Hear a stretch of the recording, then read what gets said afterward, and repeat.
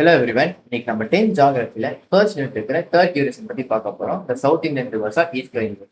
ஏன் south Indian rivers east by ரிவர்ஸ்னு சொல்கிறாங்க நம்ம பார்ப்போமா? ஃபர்ஸ்ட், இந்த சவுத் இந்தியன் ரிவர்ஸ் எங்கே ஆர்ஜின் நமக்கு தெரியும்? வெஸ்டர்ன் காட்ஸில் தான் ஆர்ஜின் ஆகுது. ஸோ எங்கே? வெஸ்டர்ன் காட்ஸில். ஸோ ஃபர்ஸ்ட் இப்போ இந்த வெஸ்டர்ன் காட்ஸ் எங்கே லொக்கேட் ஆயிருக்குன்னா வெஸ்ட் கோஸ்ட் ஆஃப் இந்தியாவில் தான் லொக்கேட் ஆயிருக்கு. ஓகேவா?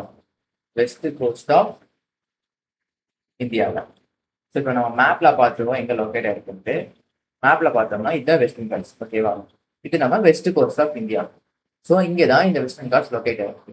ஸோ இந்த வெஸ்டர்ன் காட்ஸ் இங்கே லொக்கேட் ஆயிருக்கோம்னா இந்த லேண்டோட ஸ்லோப் எப்படி இருக்கும்னா வெஸ்ட்ல இருந்து ஈஸ்டா இருக்கும் ஸ்லோப்.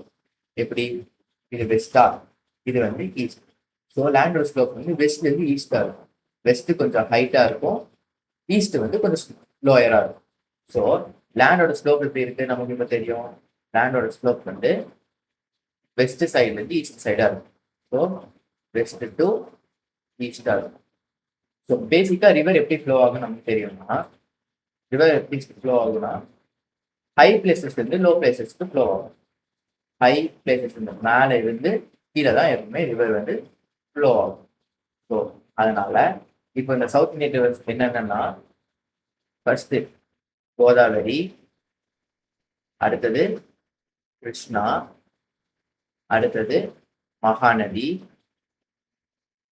லாஸ்டா காவேரி. இந்த 4 ரிவருமே தான் சவுத் இந்தியன் ரிவர். இந்த 4 ரிவருமே எங்க போய் வாட்டரை எம்டி பண்ணுங்கன்னா எம்டிஸ் இன்டு பே ஆஃப் பெங்கால், ஈஸ்ட்ல இருக்கிற பே ஆஃப் பெங்கால். ஓகேவா? ஸோ இப்போ நம்ம போய் ரீகால் போயிடலாம்.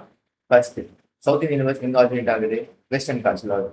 இது எங்க லொக்கேட் ஆயிருக்கு? வெஸ்ட் கோஸ்ட் ஆஃப் இந்தியாவில். ஸோ லேண்டோட ஸ்லோப் எப்படி இருக்கு? வெஸ்ட்ல இருந்து ஈஸ்டா இருக்கு ஸ்லோப். ஸோ எப்பவுமே ரிவர் எப்படி ஃப்ளோ ஆகும்? ஹை பிளேஸ் லோ பிளேஸ் தான் ரிவர் ஃப்ளோ ஆகும். என்னென்ன ரிவர்ஸ் ஈஸ்ட்ல ஃப்ளோ ஆகும்னா கோதாவரி ஒன்று, கிருஷ்ணா ஒன்று, மகாநதி ஒன்று, காவேரி ஒன்று. இந்த 4 ரிவருமே வெஸ்ட்ல இருந்து ஈஸ்டுக்கு ஃப்ளோ ஆகி பே ஆஃப் பெங்கால வாட்டர் எம்டி பண்ணுவோம். ஸோ எல்லாத்தையும் புரிஞ்சுக்கணும் நினைக்கிறேன். தேங்க்யூ.